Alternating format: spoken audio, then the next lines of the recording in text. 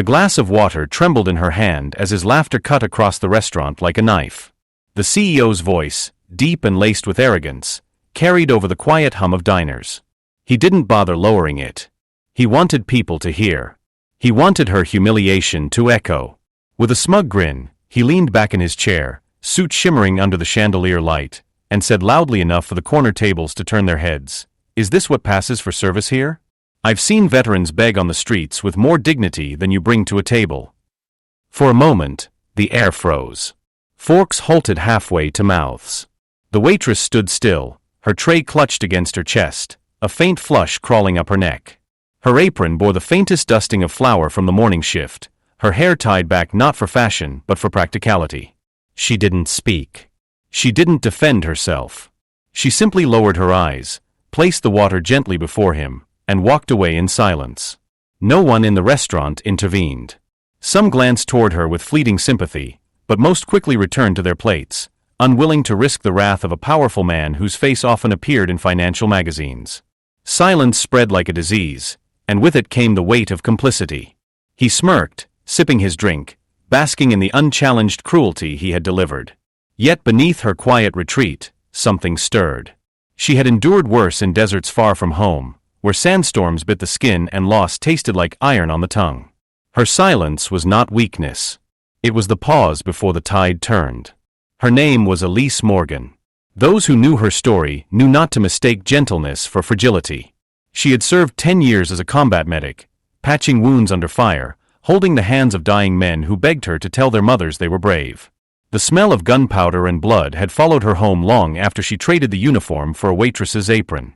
She carried invisible scars, nights fractured by echoes of explosions, and mornings where the smallest sound could tighten her chest. Elise had lost more than comrades in war. She had lost the rhythm of ordinary life. The sound of laughter often felt foreign. Crowded rooms carried more threat than comfort. Still, she worked. She worked because the bills piled high, because her younger brother's college tuition depended on her tips, because the promise she had made to her fallen sergeant still burned. Live not just for yourself, but for the ones who couldn't. That night, she finished her shift without a word. The humiliation sat in her like a stone, but her hands stayed steady as she stacked plates, cleaned tables, and slipped into the cold night air. The neon glow of the restaurant sign flickered behind her.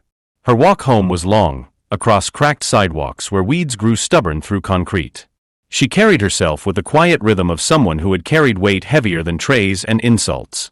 At home, she unfolded a letter that had arrived earlier in the week. A government seal, the kind that stirred both dread and pride, adorned the corner. It wasn't a bill. It was an invitation. Elise had been asked to serve as a guest speaker at a closed-door conference on corporate accountability for veterans' rights. Few knew it, but her testimony was part of a larger investigation. The company whose CEO had mocked her, the very one that boasted of donations to veteran causes while secretly siphoning millions from government contracts, was under scrutiny. And she, unknowingly, had become the quiet key. The CEO, Richard Halden, had no idea the woman he ridiculed had once carried blood-soaked men to safety through enemy fire. He had no idea that behind her stillness lay a network of brothers and sisters in arms who watched closely when one of their own was dishonored. The humiliation he thought was private arrogance would soon echo in boardrooms, in courtrooms, in headlines. The next morning, the city awoke to clouds hanging low and heavy, as though even the sky braced for what was coming. Elise dressed not in uniform, not in apron, but in a plain black suit that seemed borrowed from another life. She pinned a small silver cross near her collar, not for show, but for memory. She carried no folder, no notes. Only truth. When she stepped into the conference hall, rows of officials, journalists, and fellow veterans turned their eyes toward her. Her story poured out not as anger, but as testimony. She spoke of battlefield promises, of friends buried far from home, of the betrayal she felt when corporations like Halden's used patriotic slogans as shields while exploiting the very men and women who served. Her words were calm, steady, and unshakable. Silence filled the room, but this silence was not complicity. It was reverence. What Richard Halden did not anticipate was that Elise's story, once shared, would open floodgates. Employees from within his company began to step forward, quietly. At first, then in waves, each carrying documents, emails, receipts, evidence of fraud, of lies, of billions misused. The waitress he had humiliated was now the face of the storm tearing through his empire. And still, Elise never raised her voice. She didn't need to. Her dignity was louder than his arrogance. When asked by a journalist why she had stayed silent at the restaurant the night before, she answered with words that spread like wildfire online.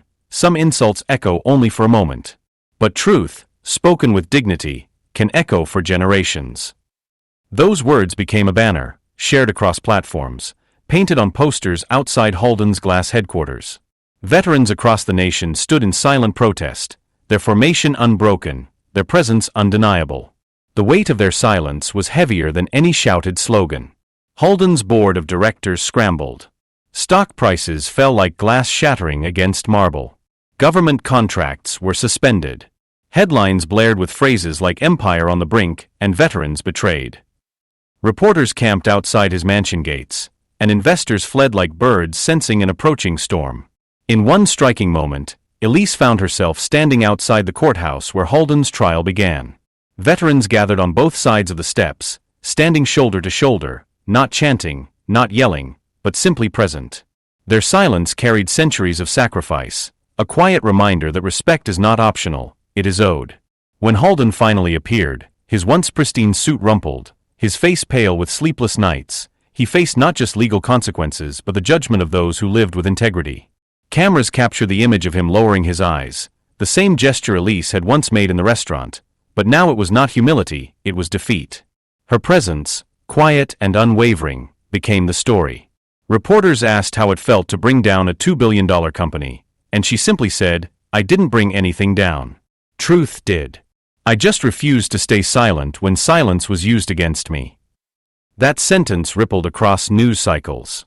It became a quote etched onto murals, printed on shirts, carried into classrooms where teachers spoke of dignity, sacrifice, and unseen battles fought by those who ask for nothing in return. The final blow came weeks later when the company officially filed for bankruptcy, its empire in ruins, its leadership scattered. In its place, a coalition of veterans organizations, supported by public donations, rose to ensure that resources once siphoned by greed would now flow directly to those who had given everything in service. Elise didn't seek recognition. She returned quietly to her life, still working shifts at the restaurant, still walking the cracked sidewalks home. But when she served water now, people looked her in the eyes. They knew her story. They carried her dignity with them. In the end, justice did not roar. It did not scream. It moved with the steady silence of men and women who knew the weight of sacrifice. And in that silence, Richard Holden's empire crumbled. The story reminds us that respect is not a courtesy, it is a duty. It is owed not to titles or wealth, but to the quiet strength of those who carry burdens we may never see. Silent dignity is stronger than arrogance. Truth endures longer than power. Wherever you are listening from, pause for a moment and think of the unseen battles fought by those around you, the waitress, the veteran, the quiet neighbor who carries more than they show. Share your thoughts, your reflections.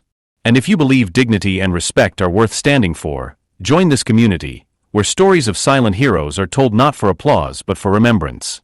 Because sometimes, the most powerful victories are not won by those who shout the loudest, but by those who stand the longest in silence.